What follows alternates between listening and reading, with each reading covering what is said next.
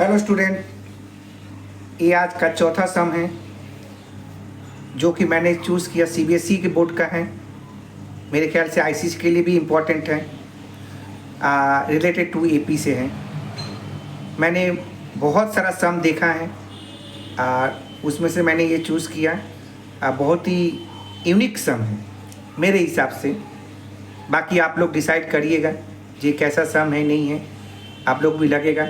तो सबसे पहला सम जो है आज के एपी के तरफ से, तो वो है, क्वेश्चन दिया गया है the sum of first and 8 terms of an AP is 32 and their product is 60. Okay, then find the first term and the common difference of the AP, hence also find the sum of its first 20 terms. ये तो question है। बहुत सारे बच्चे कहते क्या हैं, question को पढ़ लेते हैं, उसके बाद पढ़ के 2 बार 3 बार पढ़ लेते हैं, बोलते हैं सर समझ में नहीं आया। तो कैसे समझ में आएगा? ऐसे समझ में नहीं आता है। आपको स्टेप बाय स्टेप सम को कैच करना पड़ेगा। तो पहले मुझे कैचिंग का फॉर्म क्या दिया है, पहला step, the sum of first and 8 terms. First and 8 terms of an AP is 32. यानी पहला सम जो फर्स्ट टर्म अब उसका है 8 टर्म का एपी है, वो है 32 है. ओके, तो कैसे लिखेंगे? तो चलिए देखते हैं फर्स्ट टर्म एंड 8 टर्म. तो फर्स्ट टर्म क्या होता है? फर्स्ट टर्म ए मान लेते हैं। 8 टर्म क्या होगा? ए 8 होगा। ओके ना, ए 8 यानी ए एन लेते हैं हम लोग, तो क्या होगा?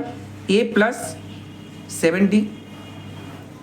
ओके ना, देख लीजिए, sum of first and 8 terms of an AP is 32 sum. Okay, तो क्या होगा क्वेश्चन? फर्स्ट केस यानी a plus 7d equal to how much? 32. तो हम लोग करेंगे क्या, देख लीजिए ध्यान से, a plus 7d equal to 32 minus a. ये इक्वेशन 1 मान ले रहे हैं. अब बोलोगे सर आप ऐसा क्यों रखें? अब इसको तो a प्लस ए सॉल्व भी कर सकते थे, कर सकते हैं, थोड़ा सा दिक्कत पड़ेगा क्योंकि मैंने सम ऑलरेडी पढ़ लिया है कि उनका प्रोडक्ट भी 60 है. तो किन का प्रोडक्ट? इनका फर्स्ट टर्म का और 8 टर्म का प्रोडक्ट भी है, वो है 60. तो ध्यान से देखिए, यहाँ पर अगर हम लोग ऐसे सॉल्व करेंगे तो ऐसे नहीं होगा. पहले क्वेश्चन को भी आपको सॉल्व करते समय देखने रहना चाहिए, जो क्वेश्चन क्या दिया हुआ है, आपको सॉल्व क्या करना है, ठीक है ना. तो दूसरा केस क्या है? सेकेंड केस है आपका प्रोडक्ट. प्रोडक्ट किसका है ना? फर्स्ट एंड 8 टर्म्स, यानी ए प्लस 7d इक्वल टू कितना है? 60. ओके ना, देख लीजिए. अब देखिए आपको जो कि समझ में आएगा, a plus 7d equal to 32 minus a. अब आप लोग को पता चला कि मैंने इसको सॉल्व क्यों नहीं किया, क्योंकि a प्लस 7d का यहाँ सॉल्यूशन मैं कर दूंगा, यहाँ पुट कर दूंगा वैल्यू को. तो क्या करेंगे? Putting value of equation a, how much, यानी a प्लस 7d कितना है? 32 माइनस a इक्वल टू कितना हुआ? 60. देख लीजिए. तो अब इसको सॉल्व करिए. 32a minus A square equal to 60. अब मैं इसका सॉल्यूशन दे रहा हूँ. कैसे? ध्यान से देखिए, सॉल्यूशन क्या होगा? ए स्क्वायर माइनस 32a और प्लस 60. बस सॉल्यूशन करते समय आप लोग हमेशा एक चीज़ का ध्यान दीजिएगा, ये सॉल्यूशन एकदम सही होना चाहिए. माइनस प्लस का तो कोई बात नहीं है, माइनस का टेंशन हमेशा बना हुआ रहता है. तो माइनस के लिए हमेशा अलर्ट रहिएगा. अलर्ट जैसे कि सिग्नल, रोड सिग्नल में रेड सिग्नल क्या होता है? अलर्ट होता है. आप लोग अलर्ट होते हो ना. बहुत सारे बच्चे तो हम जानते हैं बाइक चलाते हैं या स्कूटी जो भी हो, तो आप लोग भी उसको रेड लाइट को हमेशा अलर्ट पर रहते हैं, ध्यान भी देते हो. उसी तरह से क्वेश्चन में हम लोग के जो भी सम्स बनाते हैं, नेगेटिव साइन जो है रेड लाइट की तरह वर्क करता है. Red light very very dangerous, तो उसको ध्यान दीजिएगा. तो डेंजरस आपके पास कुछ भी नहीं है, ठीक है. तो चलिए आगे सॉल्व करते हैं. 60 का एलसीएम क्या हम लोग को लाना है 32, यानी 30 इंटू 2 60 होता है ना। तो चलिए देखिए ए स्क्वायर माइनस ए कॉमन ले लीजिए, 30 प्लस 2 प्लस 60 इक्वल टू 0। देख लीजिए। ओके,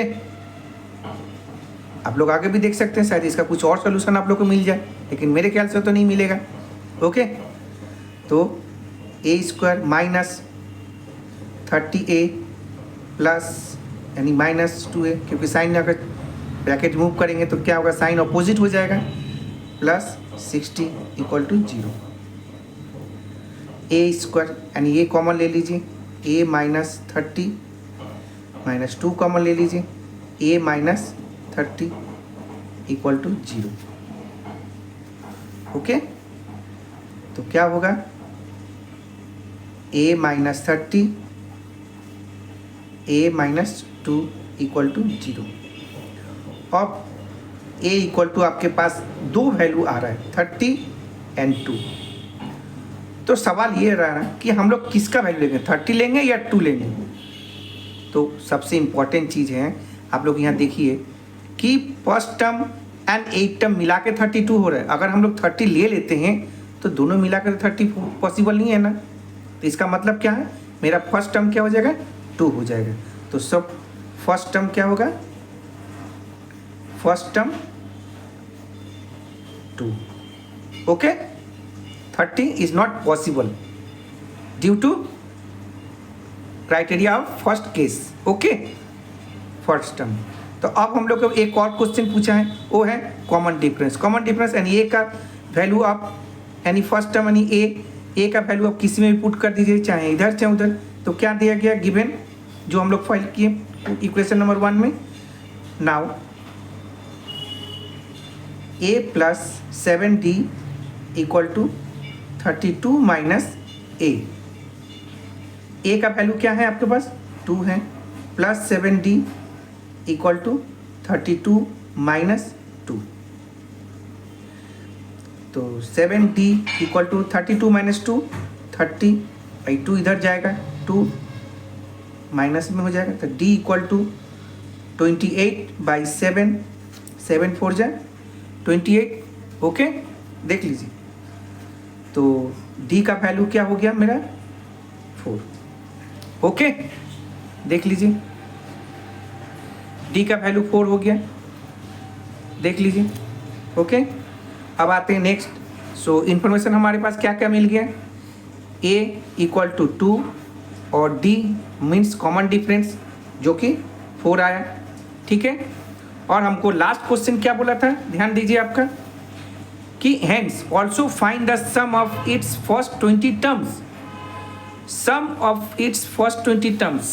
सम मीन्स क्या, एपी का सम का फॉर्मूला क्या होता है आपका, Sn equal to n/2 third bracket 2a plus n minus 1d। Okay, कितना टर्म निकालना है, S 20, then 20/2 2 into 2 plus 20 minus 1 d means 4। Okay, 20 divide by 2 10, 2 into 2 4 plus 20 minus 1 19, 19 4 जा 76। ओके, तो 10 इंटू 76 प्लस 4 80, तो देन 800। ओके, देख लीजिए, done. Okay,